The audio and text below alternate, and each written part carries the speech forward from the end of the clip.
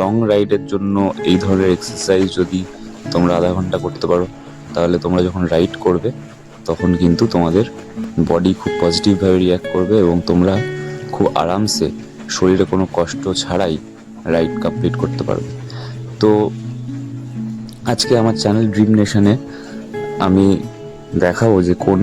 এক্সারসাইজগুলো আমি রাইডের আগে, মানে রাইডের আগে বলতে মোটামুটি সারা বছরই করার চেষ্টা করি, যাতে লং রাইডের ক্ষেত্রে আমার বডি সবসময় রেডি থাকে। এবং এটাতে সব থেকে ভালো যেটা হয় সেটা হচ্ছে আমরা অনেক সময় যেটা করি সেটা হচ্ছে, বেশিরভাগ সময় আমরা যেটা করি সেটা হচ্ছে আমরা বাইক নিয়ে পাহাড়ে যাই। তো যেহেতু আমরা